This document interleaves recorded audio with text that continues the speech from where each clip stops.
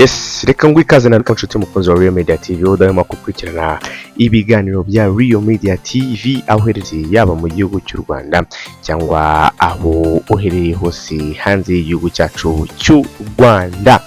Rero kangushifurize kumeza kugira ibihe byiza cyane, komeze guhirwa mu byo ukora hirya no hino hagiye atandukanye, yaba mu turimo twawe, yaba wowe wikorera, yaba ukorera abandi, komeze kwifuriza ishyani hirwe mu mirimo yawe ya buri munsi. Nk'ibisanzwe iyi ni Real Media TV maze kugira ngo twigane ku makuru y'imikino kugenda cacara hirya no hino mu makipe mugiye mwikundira. Ni amakuru abashyushye cyane azamuka mu binyamakuru bigiye bitandukanye ku mugabane wawe, biba byandika n'ibyo bisiba kwandika. Hanyuma natwe nka Real Media TV nta kintu tuba tugomba gukora, icyo twiyemeje no kugira ngo twkomeze tukugezeho amwe mu makuru abagiye atandukanye cyane cyane mu makipe of course mugiye mukunda. Icyo wowe usabwa no gukurikira ibiganiro byacu cyane cyane ukanze subscribe, nicyo gihe cyiza cyo kugira ngo ujye ukurikirana ibiganiro byacu, hanyuma duce tukoze kwibanire, utange n'ibitekerezo bya hasi, utange comment uko byumva, hanyuma dusangire ibitekerezo, like ibiganiro byacu ndetse unabishiringe kuri bagenzi bawe kugira ngo nabo ujye kubaza gerwaho n'inkuru zitandukanye tugenda tubagezaho hano kuri Real Media TV. Wowe turakana kuri subscribe, nicyo gihe cyiza cyo kugira ngo uyikandeho, hanyuma uje kuza ukurikirana ibiganiro byacu bigiye bitandukanye umunsi ko munsi.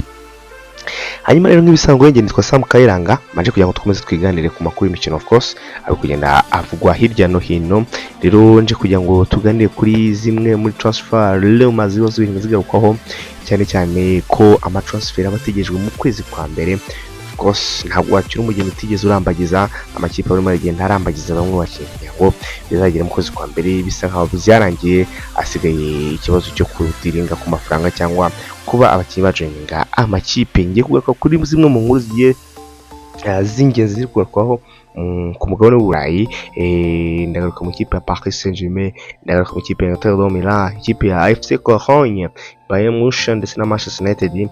Iyo makipe ngiye kuba ngarukaho cyane cyane muri minota kugira ngo umenye zimwe muri updates transfer Rumours ziri kugenda zivugwa ku mugabane w'Uburayi. Hanyuma nyuma ntangire mu gihugu cy'Ubufaransa, ikipe ya Paris Saint-Germain ndetse n'ikipe ya Inter Milan zirimo ziragenda cyangwa zirimo zirashakisha uburyo zasanyisha umupeti w'imyaka 19 wo mu ikipe ya FC Cologne. Uyu umupeti yitwa Saidi El Mala. Umupeti n'umukinnyi w'Umudage, nkuko ikinyamakuru Bild cyane cy'Ubudage cyabitangaje. Amakipe abiri Paris Saint-Germain ndetse na Inter Milan zirimo zashakisha no mwana cyane cyane rwose uri kugenda yigaragaza mu gihugu cy'Ubudage nyuma yaho amaze kugira ibitego bitatu mu mikino 7 kare mu championnat Bundesliga. Uyu musore rero witwa Mala afite contrat igomba kurangira muri 2030. Bivuze ko rero afite cyangwa mu isoko ry'umwaka utaha muri sama mu mpeshyi azaba ageze agaciro ka $30 kugeza kuri $40. Uyu musore kandi nanone bivuga ko of course umukinnyi wese utangiye kwigaragaza mu gihugu cy'Ubudage, ikipe ya Bayern Munich nayo yatangiye kumununganuga.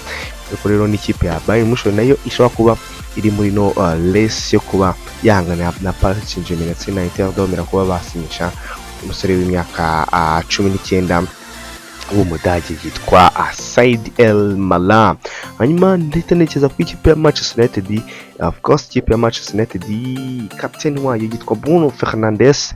Bruno Fernandes nyuma yaho rwose radari nyinshi cyangwa ranks nyinshi kumeze kumwerekeza mu gihugu cya Arabie Saoudite cyane cyane mu makipe yaho Saudi Pro League. Ari muri Saudi Pro League yagiye yifuza uyu mugabo cyane Bruno Fernandes, by'umwihariko muri summer transfer irangiye. Biravuga ko rero ikipe ya Bayern Munich nayo yaje kuba nayo joining race. Bayern Munich irimo irashakisha uwitwa Bruno Fernandes kugira ngo nawe abashe kuba yajoining ikipe ya Bayern Munich, nkuko tubikesha ikinyamakuru Daily Mirror kivuga ko rwose ikipe ya Bayern Munich cyangwa abashampiyona ba Bundesliga nabo rwose bagize ibyumviro cyangwa babonye bagize interesse cyangwa bare interesse n'imikino y'uyu musore Bruno Fernandes w'Umunyaportugal w'imyaka 31. Ikipe ya Manchester United bivuga ko yiteguye ko yakakira bid yose yaturuka mu kipe zose zitandukanye, guhera ku mafaranga ya miliyoni 70 zose z'amapound kuzamura bid zose yiteguye kuba yazakira, hanyuma ikaba yasuzuma cyangwa yasubizamo amaso bakareba ko uyu musore Bruno Fernandes yaza kuba asohoka mu kipe ya Manchester United mu kwezi kwa mbere cyangwa sama itaha, cyane cyane ko afite n'amasezerano azamugeza mu mwaka wa 2027. Reka dukomeze tutegeze turebe ese ibya Bruno Fernandes birerekeza cyangwa biragana hehe. Nyiri mu ikipe ya Manchester United yitwa Casemiro, aba football insiders barimo baravuga ko rwose uyu mugabo w'imyaka 33 w'umunyabrazil akomeje kuba yattractinga cyangwa akurura amwe mu makipe yo muri Saudi Pro League, nkuko bivuga ko rwose uyu mugabo kuba agikina mu ikipe yiwe ya Manchester United se mu ikipe y'igihugu ku myaka 33 kandi akaba kiri kuri level cyangwa kuri rwego rwo hejuru. Uyu mugabo bivuga ko rwose mu kwezi kwa mbere isoko rizaba rishyushye cyane cyane amakipe menshi arimo agenda mu Rwanda arimo aramushakisha mu Rwanda. Uyu Casemiro cyane cyane ko contract yiwe igomba kurangira umwaka utaha muri sama ukwezi kwa gatandatu, so urumva ko ikipe ya Manchester United igomba gushakisha uburyo kimugusha mu kwezi kwa mbere kugira ngo atazagendera ubuntu mu Messi itaha. Yitwa Casemiro ku myaka 33 rwose muri Arabia Saudite ashobora kwerekezayo nta mananiza. Munyemerere miterekeza mu gihugu cy'Ubutaliyani, ikinyamakuru cyitwa Corriere dello Sport, ikinyamakuru cyaje kuba gitangaza ko witwa Piero Osilio niwe sporting director w'ikipe ya Inter do Milan. Uyu mugabo w'umutaliyani yaje kuba atangaza amagambo akomeye cyane muri interview cyangwa mu kiganiro yagiranye n'ikinyamakuru, avuga ati baje kuba bamaza ku makuru yitwa Neymar, ku makuru yagiye atambuka mu minsi yashize ko Neymar ashobora kujana ikipe ya Inter do Milan. Uyu mugabo w'imyaka 33 wagiye rwose abanirwa n'imvune cyane, so rero sporting director w'ikipe ya Inter do Milan yaje kuba anyomoza amakuru ati amakuru ntabwo ariyo, amakuru n'ibihuha witwa Neymar ntabwo twigeze tumushaka, nta n'imwe twigeze tunamuhamagara, cyane cyane ko uyu musore muri kuno kwezi kwa mbere cyangwa umwaka utaha aza kuba ari free agent nyuma ya contract yiwe muri Santos izaza kubirangiye. So witwa Osilio Piero, uyu sporting director yaje kuba avuga ati nyuma bamaje icyo kibazo ati Neymar arabaza Neymar, come on, that's bullshit. Ati never contacted, never offered it, it's nonsense.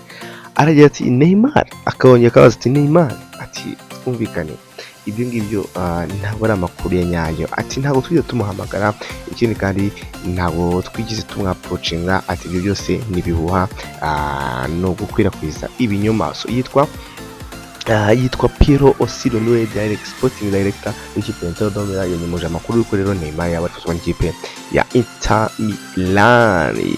Hanyuma rero mu zindi rumors kugenda zivugwa cyangwa amakuru kugenda akwigwisa ndase no kuba ndambara mu masaha za kuba ari imbere, nuko a consultant of investors cyangwa ama company yihurije hamwe y'Abarabu yaje ko sasa noneho yekira abamwe mu bakinyi cyangwa mu barije n'ikipe ya Manchester United.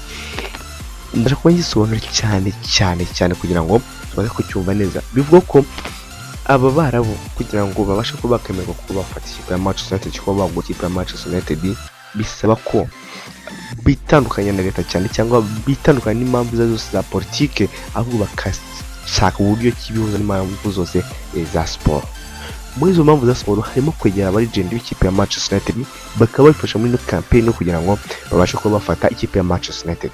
So iyi consultant of investors bo muri leta z'ubumwe z'Abarabu baje kuba begera uwitwa Eric Cantona, uyu nguyu yakina ikipe ya Manchester United, begera uwitwa Wayne Rooney ndetse na David Beckham nk'aba brand ambassadors babo kugira ngo babashe kuba babifasha kugira ngo bafata ikipe ya Manchester United.